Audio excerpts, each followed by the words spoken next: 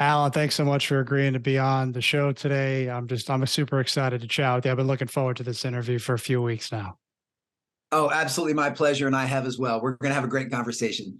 Yeah, we met through a mutual friend. So, I mean, the power of networking is a real thing. And I just wanted to say first and foremost, I know I thank you for being on the show, but I also want to thank you for writing your book, Sustain Your Game.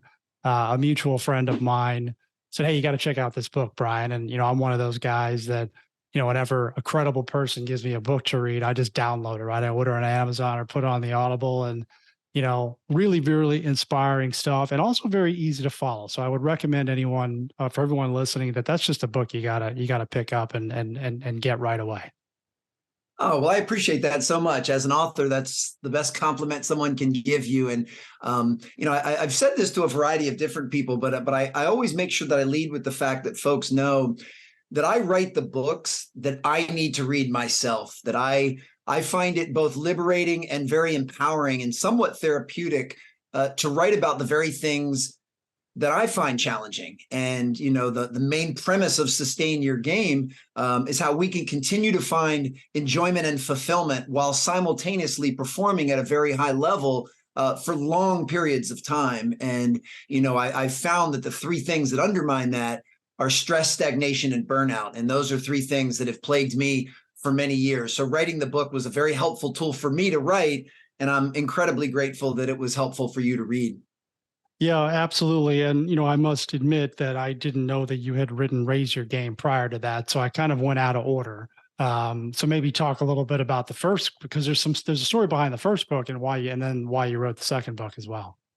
Absolutely. And the cool part is I intentionally wrote them that they did not have to be read in order. They're standalone works, although there are some slight references and obviously some crossover in philosophy and perspective. I wrote Raise Your Game, and that came out in 2019. And really the premise of Raise Your Game is what do you need to do to show up as your best self consistently to reach that proverbial mountaintop? And then Sustain Your Game was more along the lines of once you've reached it, how can you stay there with a high sense of fulfillment? And I will share in full transparency, if I had it to do over again, I would probably come up with a different title for the second book. That I found that the word sustain, although it's incredibly accurate to what I was trying to explain and describe, the word sustain is not a very sexy word. It's not a word that draws people in, and I also wanted to make the clarification that I don't believe any of us ever actually reach that proverbial mountaintop. Speaking for myself, I will be on that climb for my entire life. And that's the way that I want it. I don't ever want to arrive. I enjoy the quest and the pursuit. And I think that the title of Sustain, some people thought, well, I don't need to read this because I haven't reached that mountaintop yet. So, hindsight is always a huge teacher. And going back, I would have probably named it something different because I'll always be simultaneously raising and sustaining my game in every area of my life. Yeah, it sounds like, and I just wrote this down. It sounds like you're more of a process guy than an outcome guy. 100%. You nailed that. And that's actually one of the things that I uncovered in Raise Your Game. And it's something that, on stage and on page, I'm a keynote speaker by trade, is one of the most important things that I share with any audience is it's important to have goals. It's important to have desired outcomes. It's important to know what you're shooting at, because that will help give you the clarity that you need, to make sure you're on the right track. And it can also serve as an inspiring and motivational force behind it. But once you've established whatever your goal or North Star is, then I'm a huge believer in taking your eyes off of it and putting it on the process, figuring out, what are the habits, the mindsets, the skill sets, the actionable daily things that I need to do to inch myself closer to reaching that goal. And if you can put most of your focus and attention on the process, that gives you the best chance to actually reach that goal. Completely agree, and I love the chapter on focus too. And look, I'm like many entrepreneurs, and I have no problem admitting this. I'm easily distracted, right? I'm a doer, high achiever. I might in some way be addicted to the stress that comes along with that. Um, but I've also realized that being singularly focused is super important. And I know you're huge on this. Can you please expand for the listeners how important having singular focus is? And I've heard you talk about statistics too, about when you start doing multiple things at once, how detrimental that can be. Oh, most certainly. And I'm very similar to you in that there's a lot of things that I want to be doing. There's a lot of things I find attractive. There's a lot of things that I at least consider pursuing. And for me, reining it back in and having that singular focus is really important, to the tune of, if you've heard of the concept every New Year's that John Gordon established called one word, where you basically just pick one word. My word for this year, for 2023, is focus. I will not go as far as to say I was unfocused in 2022, but I didn't have that razor sharp pinpoint precision that I'm trying to have in every area of my life at present. So focus is really important. You know, the short way to explain it is one of my favorite quotes of all time. And I don't know who said this originally, or I would give them proper attribution. And that is, if you try and chase two rabbits, they both get away. So in other words, you got to focus on the one rabbit you're going after, and you go after that sucker with everything that you've got. And as comical as that quote may be, there's a lot of truth to that. And to dive into it a little bit more, there was a study done by a gentleman named John Berardi, who founded a company called Precision Nutrition, you know, well over a decade ago. And he was very curious about habits in particular. And he found that when someone had singular focus on trying to improve one habit or one behavior, if you will, that they had an 85% chance of actually changing that behavior, which statistically is pretty solid. You know, I'm not a gambler by nature, but you tell me I got an 85% chance of winning something, I'm placing some money on that and making that bet. Yeah. But what was fascinating was then the second group, he had tried to change two behaviors at the same time, two habits at the same time, and their percentage of success plummeted to around 40%. So immediately, just by diverting your attention to two things, you cut your success rate in half. And if that wasn't enough, and you can probably see where we're going with this, the group that tried to change three behaviors simultaneously, or three habits, their percentage of success hovered around the 4 or 5% mark. So you go from 85% success to 5% merely by diverting your attention and your resources and your focus into multiple areas. And once I read that, then I realized the importance of focus. And I also want to clarify too that there's this purveying myth about being able to multitask, when the research has shown that multitasking is not something that actually we can do as humans. What we do is we get very efficient at switching back and forth from one task to the next. You know, so if you think you're multitasking when you're driving and texting, you're not. You're driving, then you're texting, then you're driving, then you're texting. And obviously we know how dangerous that can be, but it's the same thing with anything. So for me, because I love systems and processes, I try to put systems and processes in place in my life that will make it easier for me to remain focused and avoid certain temptations. So perfect example, right now, the most important thing in my life is this conversation with you and adding value to your listeners. So I have shut off all notifications. I've turned my phone off. I don't have the TV going. I'm not folding laundry. I'm not doing anything but giving you exactly what you deserve, which is my full undivided attention.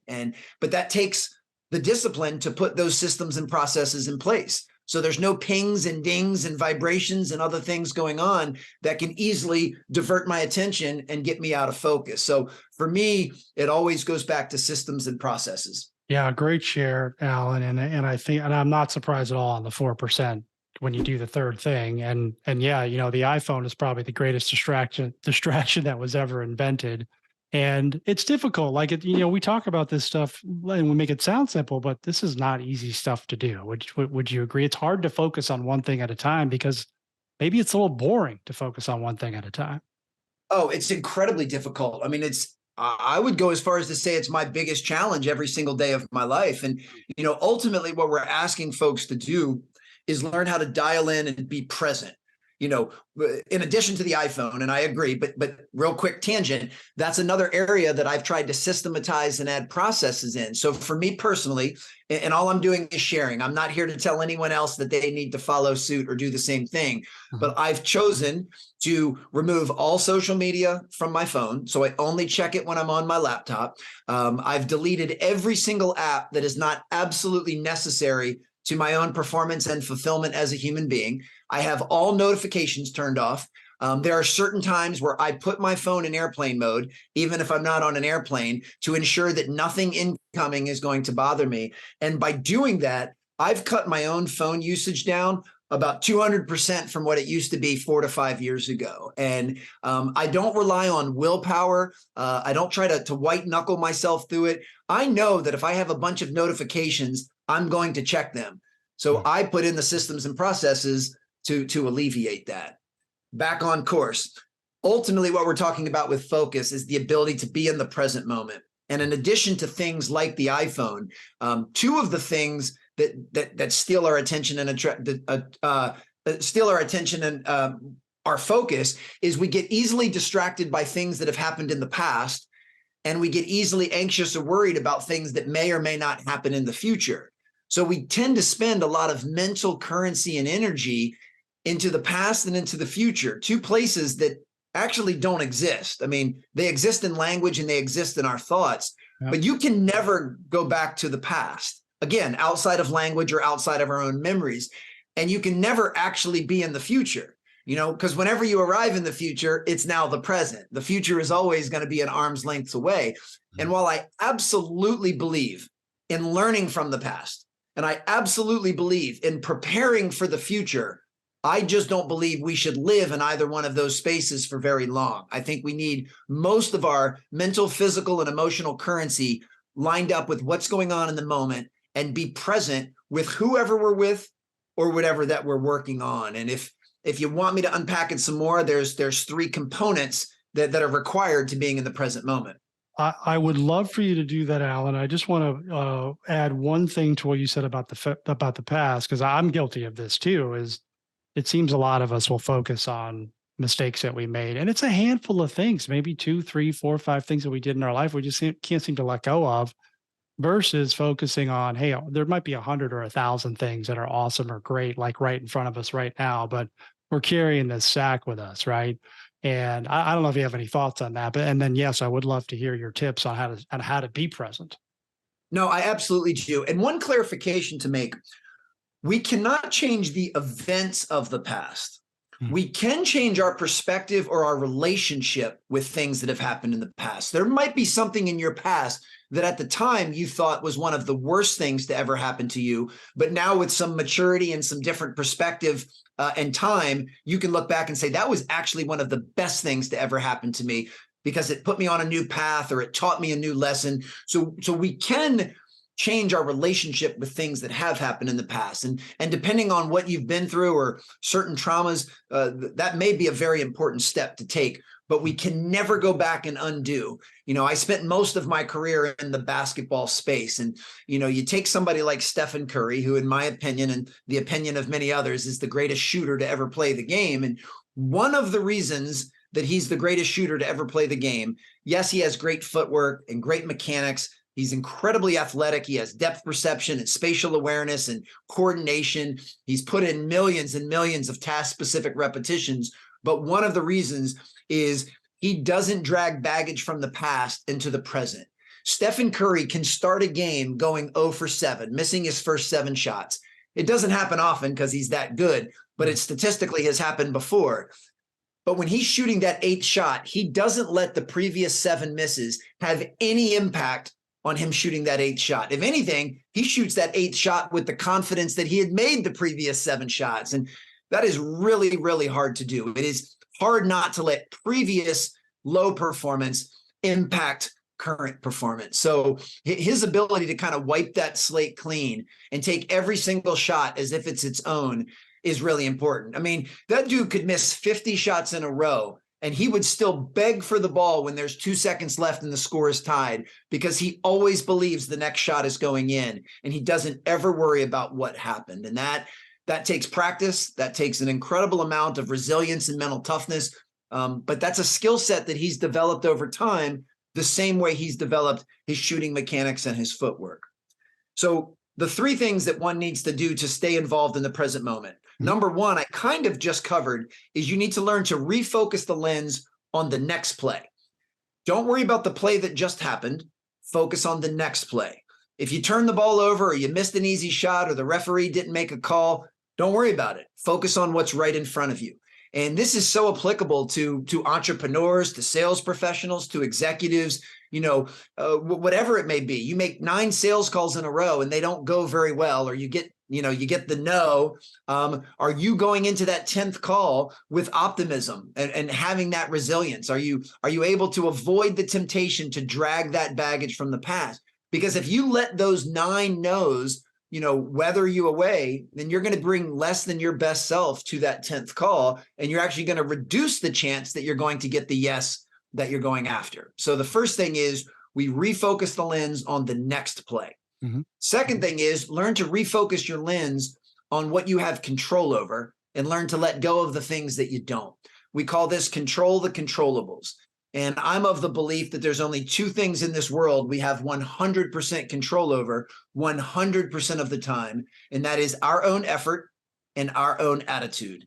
And going back to, some of the things I teed up earlier, if you can put the vast majority of your attention focus into your own effort and attitude, just let everything else kind of take care of itself. And then the third component we've already covered because you teed it up so insightfully is learn to refocus the lens on the process. Don't worry so much about outcomes. Focus on the process. Outcomes are important, but the best way to get outcomes is to have a surefire, proven process and to stick with that. And nothing in life is guaranteed. But the best way to statistically give yourself a chance at reaching any goal you set is to do the work every single day, is to have a process in place and wake up every day saying, what can I do today that will systematically, progressively, and incrementally take me a little bit closer to that North Star or that goal? And if you do that every single day, in most cases, it's not a matter of if you'll hit your goal, it's just a matter of when. Yeah. I love the 3. And it's interesting because I was just talking to my son. I have an 11-year-old son. He's playing travel baseball and he's not emotionally capable to deal with some of this stuff. But I tell him, it's like, hey, you struck out, it's too bad. It's going to happen. You got to let it go. Right. But this is true for everyone in life. And again, this sounds simple and it is simple. And you explain it so simple, but to refocus on the next play is easier said than done, I think. Oh, yeah. And what are your guys doing?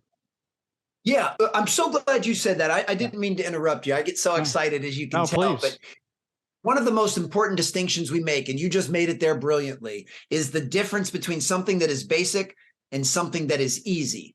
See, people make the mistake of using those words as if they're interchangeable, but they're not synonymous. Everything I'm sharing with you right now is incredibly basic. I don't think any of your listeners' heads are going to explode by what I'm sharing. This stuff is very basic. Nothing that I'm sharing with you right now is easy to do. Those do not mean the same thing. So we have to continue to focus on the basics and use the basics as the framework and the foundation to which the rest of the house is built. But we have to have the humility to acknowledge that none of this stuff is easy. There is nothing easy about being 11 years old, striking out in baseball, and being able to wipe the slate clean. That is a really difficult skill set. There are guys in the major leagues that don't have that skill set, but it's one that can be developed over time in the right environment with the proper encouragement and support and with the proper coaching. So yeah, none of this stuff is easy. And I always make this disclaimer. I'm so thankful to do what I do for a living, and I get to travel the world and be on some pretty good stages and get to share a message with a lot of people. But I always make sure folks know that everything I share, whether on stage or on page, is not coming from a place of mastery. All this stuff I'm sharing with you right now, I have not mastered. Now, what I can say with a huge smile and a tremendous amount of pride is I've made progress in all of these areas. With everything we've talked about so far, and pretty much anything I imagine we'll talk about moving forward, I'm better at these things today than I was a year ago, 5 years ago, or 10 years ago. But I'm also not done yet. I will continue to level up my ability to stay focused, to move to the next play, to control the controllables, to focus on processes and untether from outcomes. These are areas that I've made progress, and I'm proud of that progress. But as I mentioned earlier, when talking about the books, I'll be on the climb of improvement, and I'll always be under construction in every one of these areas. I love it. Thanks, Alan. And you mentioned you're a corporate keynote speaker. You were in the NBA. You were working in the NBA for what, 15 years or so, around that time. You look like you're having a great time on stage. So you're doing something that you're passionate about. You really look like you're enjoying yourself, I must say. Oh, I'm having a blast, and I'm very thankful. And, when I was in the basketball space, while I had a chance to do some work with some NBA players, most of my work was actually focused on the youth and high school age, which was a preference of mine. That was where I felt I could make the biggest difference in their lives. The NBA stuff is what kind of got the notoriety, but most of my work and attention was at the high school level in trying to teach a lot of these principles. And basketball has afforded me some amazing experiences. I've gotten to meet some great people and travel the world, and it's been remarkable. And when I decided to make this pivot, pun very much intended, to leave basketball and pursue corporate keynote speaking in 2017, that's really what my primary job was to take all of these lessons and strategies and disciplines and rituals that I learned through basketball and teach folks how to apply those to their businesses and their lives. So I'm very thankful that I've kind of had two different careers, but both of which I found immense purpose and an immense passion in.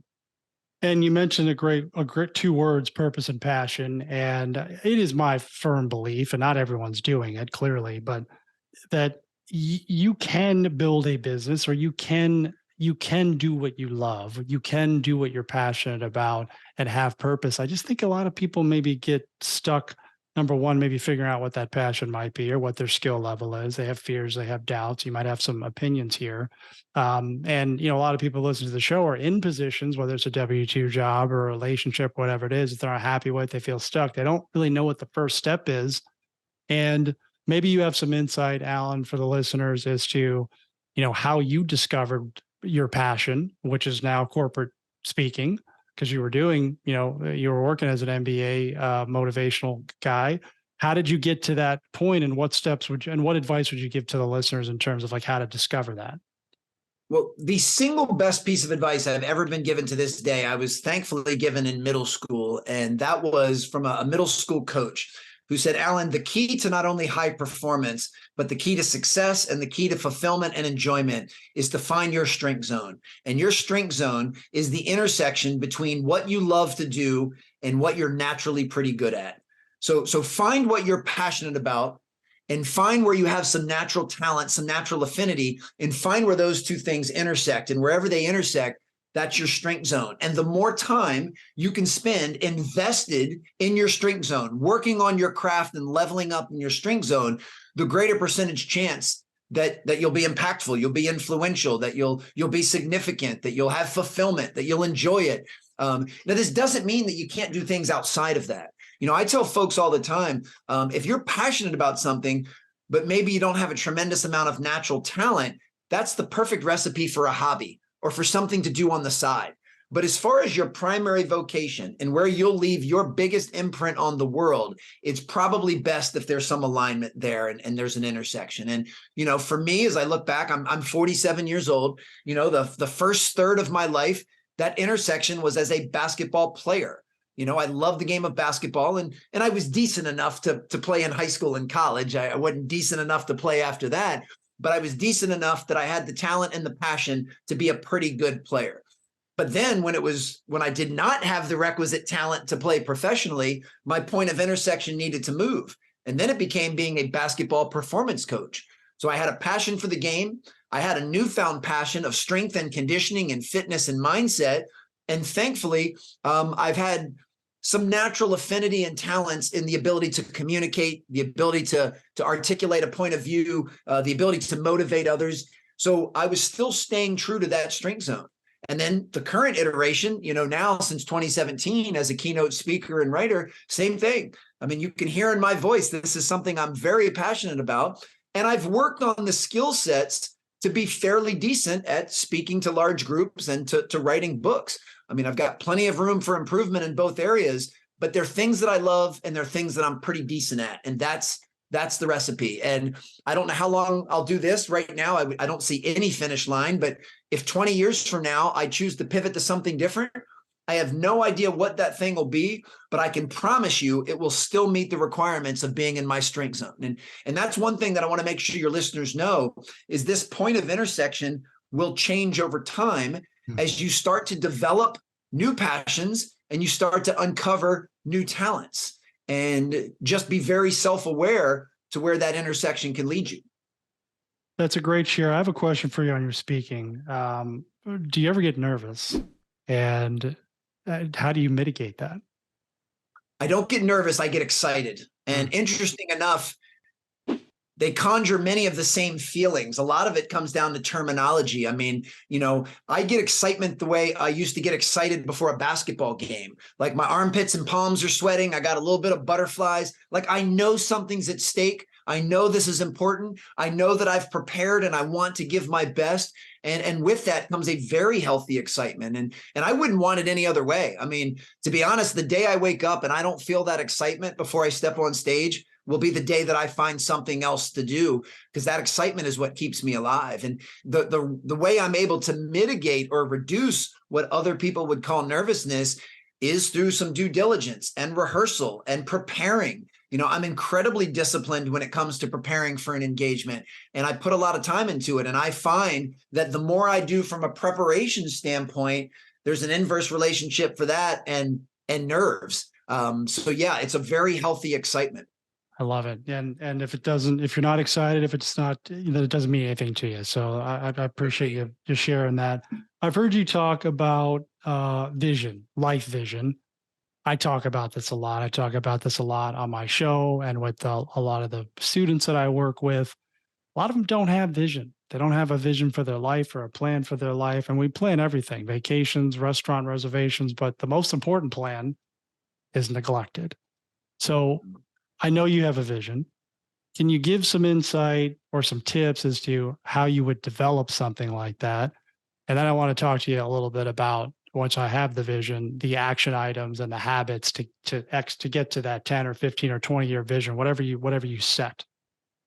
Most certainly. And let's start with that part, because I think to some people, depending on your age and life experience, it can be hard to try to forecast yourself 20 years in advance.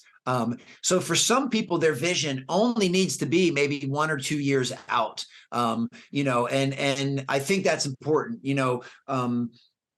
When I was 15, I didn't give much thought to anything after being 16, to be honest with you. Yeah. But now at 47, I give a tremendous amount of thought to what I'll be like at 67, 20 years from now. So that will also be somewhat of a sliding scale. And for me, as I said before, this is just a construct that works for me. My vision is primarily focused on the person I'm trying to become.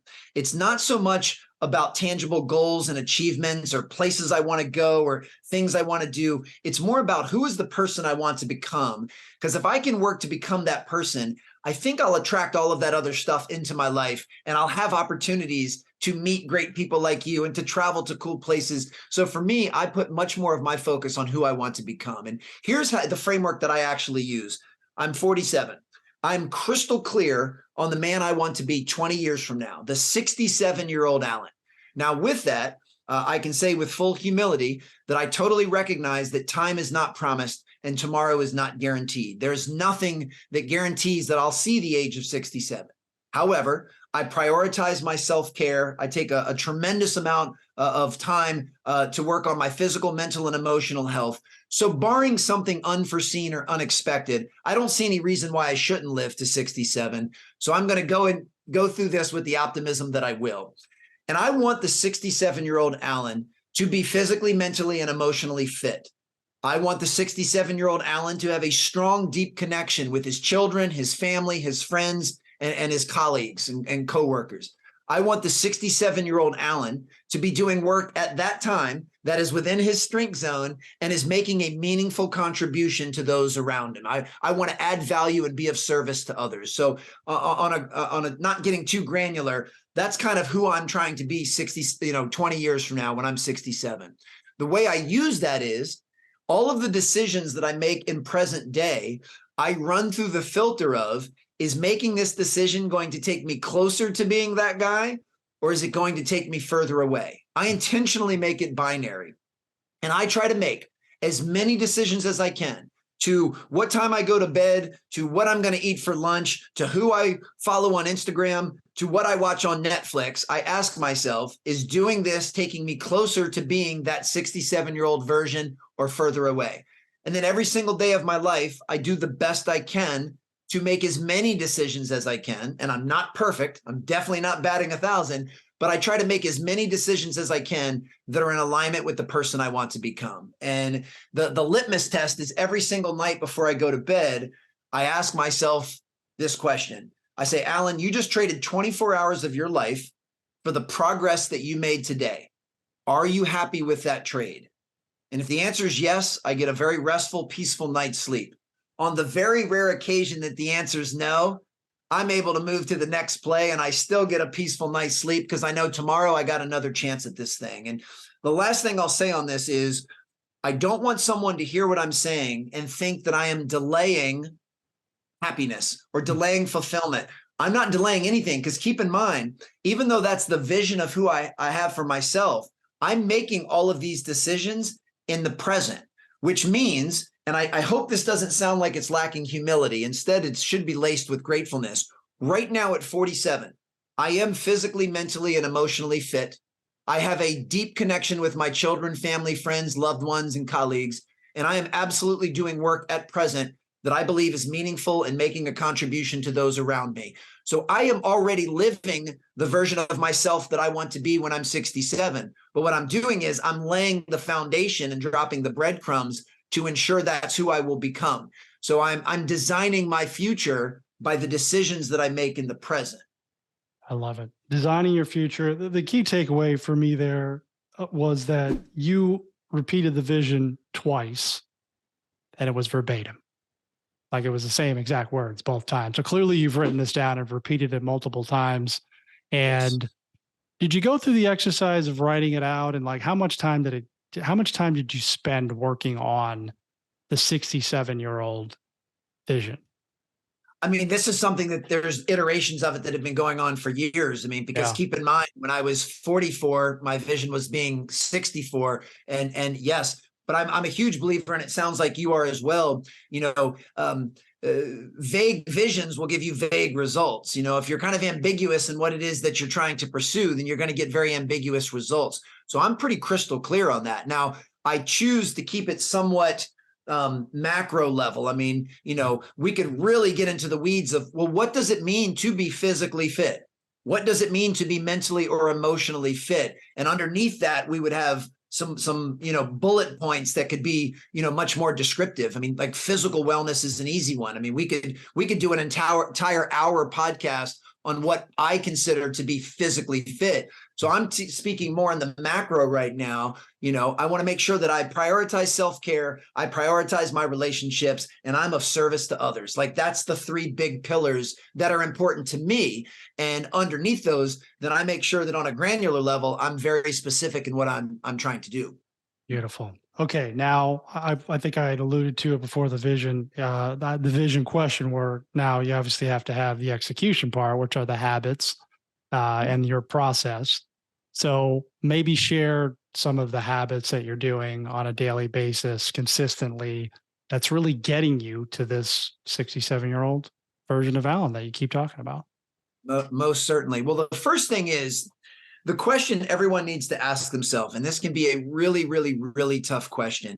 If you don't like where you are in your life, literally or metaphorically, you have to ask yourself, how am I complicit to where I am in my life? Like the first thing we have to do is try to reduce the temptation, and it is a very strong temptation to blame, complain, and make excuses. And if we can step aside from that, if we can basically tell ourselves, look, my goal is to do the best I can with what I have wherever I am. I'm not going to blame, complain, or make excuses. And when something in my life is not living up to what I believe it should be, I'm going to ask myself, how am I complicit to creating this environment? Or how have I been complicit in creating this result that I don't like. As soon as we try to defend or deflect accountability onto someone or something else, we end up losing power. So as hard as it may be, the first thing we need to do is look in the mirror and say, how have I created what it is that I don't like?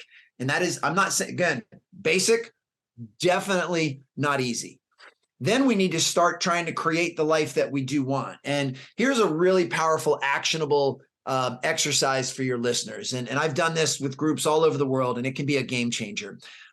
I believe that the bookends of our day, our morning and our evening routine that kind of sandwich everything else that we have going on, play a massive role in our performance, in our fulfillment, in our success, in our achievement. So if we can take some semblance of control over the bookends of our day, it sets us up to be successful. So the exercise I have folks do is I get them to just take out a piece of paper and draw a vertical line down the middle.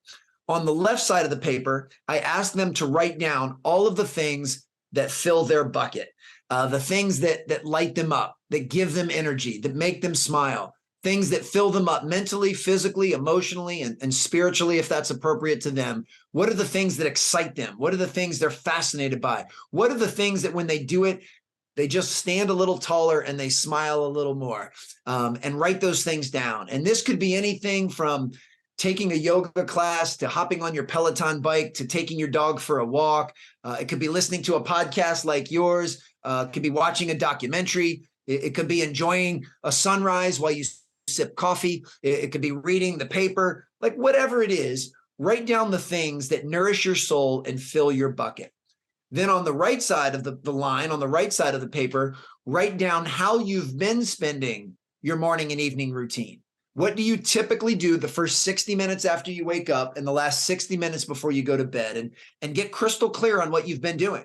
And this takes some courage, some honesty, and some vulnerability, because I don't want you to write down what you think you should be doing or what other people on Facebook are doing. I want you to write down what you've been doing. If the very first thing you do when you wake up is hit the snooze alarm 3 times, and then on the 4th time you start scrolling your emails, texts, and social media, then just be honest and write that down. No judgment. There's no such thing as good or bad. I just want to get an accurate picture of what you've been doing. And then to complete the self-audit, I want you to compare the 2 sets of notes.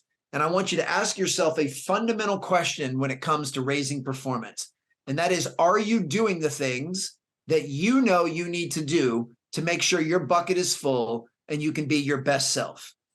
Are the things from the left side of the paper showing up in your morning and evening routine? And if not, then you've got some great room to improve. You've got some opportunities for growth. Because ultimately, what you will have uncovered is what's called a performance gap. And a performance gap is the gap between what we know we should do to be our best self and what we're actually doing. And if we can incrementally, systematically, and progressively start to close that gap, slowly start to take the things from the left side of the paper and sprinkle them into the things on the right side of the paper, you will see performance, achievement, success, fulfillment start to skyrocket immediately. So we don't need to make it any harder than that. And I also want to say, you could even just do something for 10 minutes in the morning and 10 minutes at night, and it can make a big difference. This is not about paralysis by analysis and trying to create the perfect morning routine. If you work 2 jobs and you're a single parent, I'm not telling you need to have a 3-hour morning routine, but can you prioritize 15 minutes to yourself, before work or before the kids get up, that can help nourish your soul and raise your battery level up so that you have more to offer when you're going through the world. So that's an exercise. If folks are willing to do that, and it takes honesty and vulnerability and some courage, but if they're willing to do it, it's an absolute game changer.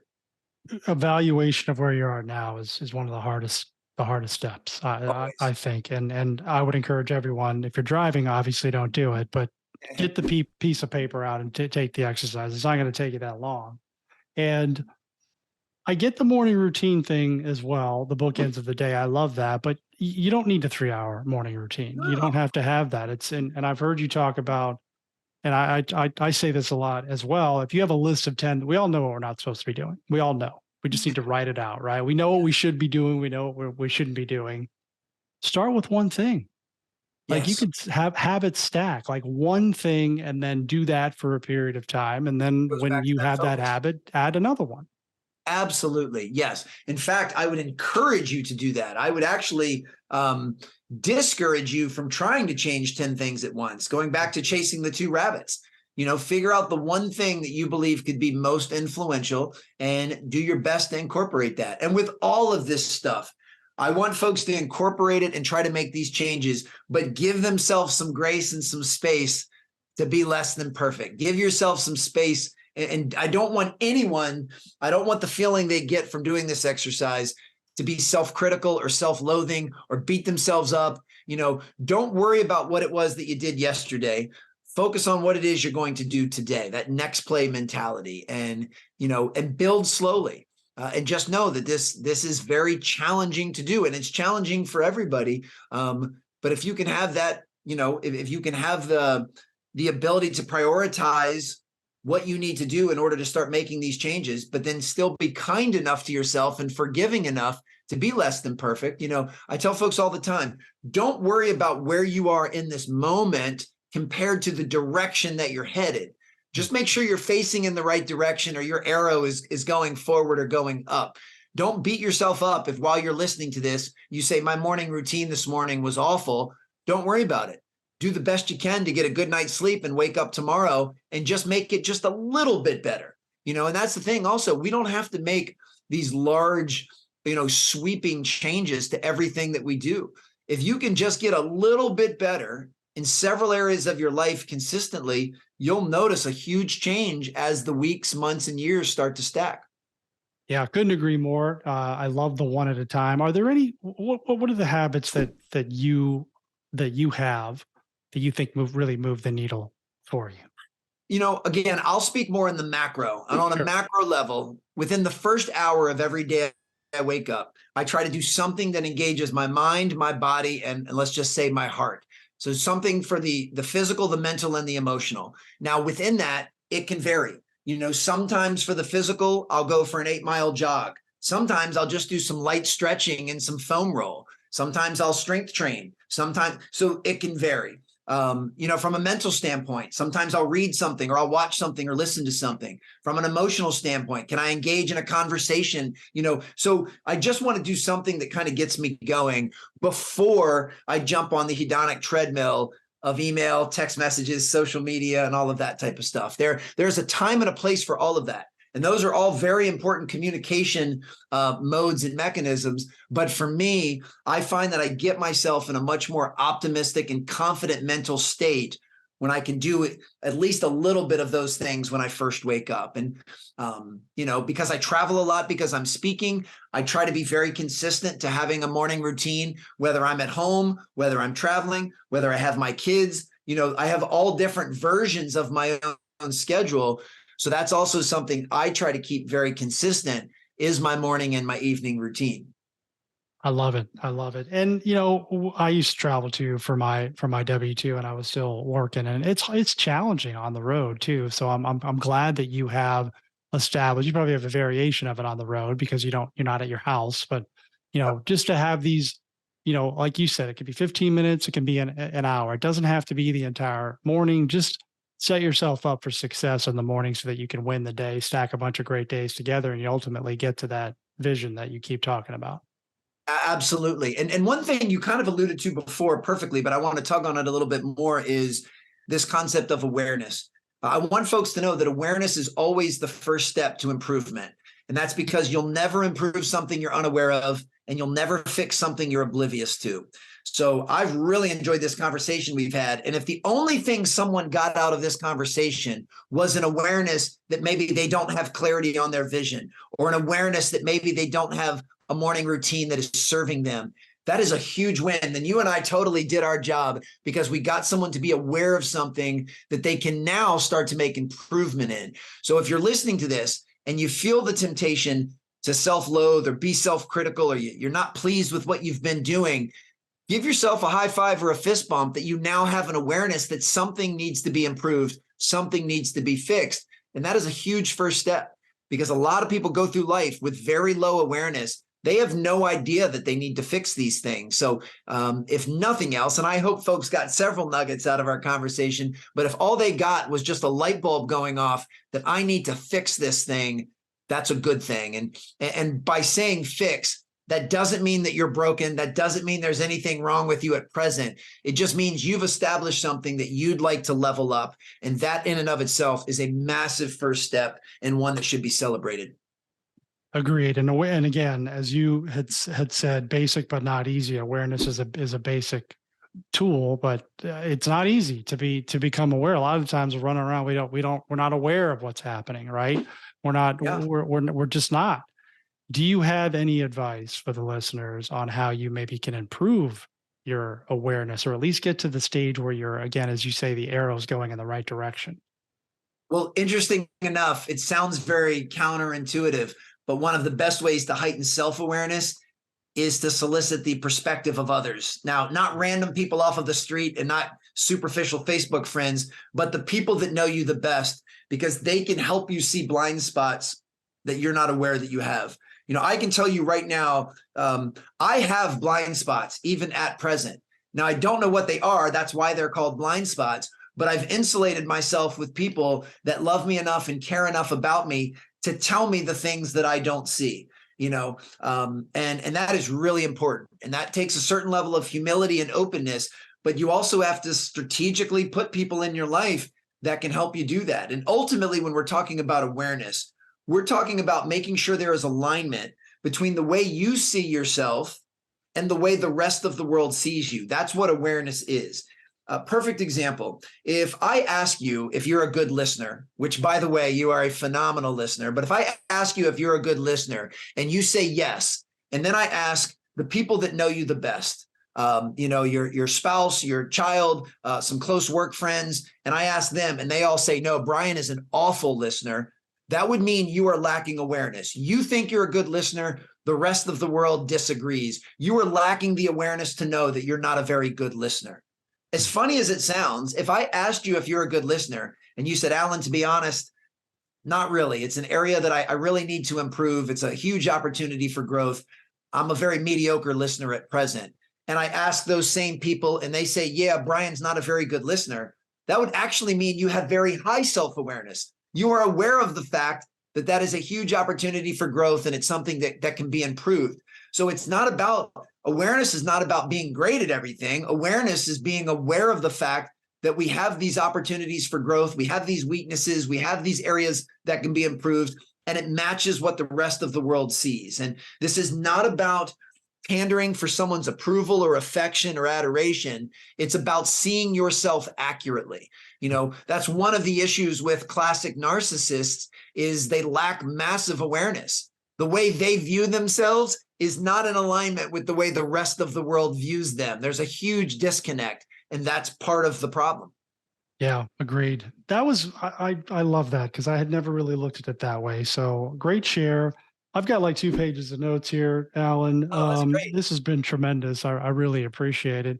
And I know the listeners are getting a ton of value here. Where can we go to learn more about you? And again, your books are tremendous. Everyone's got to read them, in my opinion. Well, this was so much fun. I enjoyed it thoroughly. You are a world-class listener, by the way, and you lead a great conversation. The hub is alansteinjr.com, and that pretty much will link you to anything and everything one could possibly need. I'm very active on social media, on Twitter, Facebook, LinkedIn, and Instagram, and my handle is @Alan Stein Jr. So if any part of this conversation resonated, or you have a question or you want to share something, I take pride in being both accessible and responsive. So just shoot me a DM on Instagram or LinkedIn and I'll get back to you. And yes, if you're interested in either book, you can go to Amazon or Audible or anywhere that you get books and audiobooks and just search Raise Your Game or Sustain Your Game. And certainly if anyone listening, if you're putting on an event or you want someone to come in and speak to your team virtually or in person, just go to alansteinjr.com, fill out the contact form, and someone on my team will get back to you. And we would love to make that happen. Beautiful, Alan. Love it. Any final thoughts, anything I didn't ask you that you wanted to share as we wrap up here? No, this was so much fun. You do a phenomenal job. I really enjoyed this conversation, and I hope your listeners found value in it. Same. And I'm going to be sure to tell my wife that you said I was a good listener, and my son too, because sometimes I hear, "Hey, Daddy, you listening to me or what?" So make sure I do that. All right, everyone, Please do. make it a great day.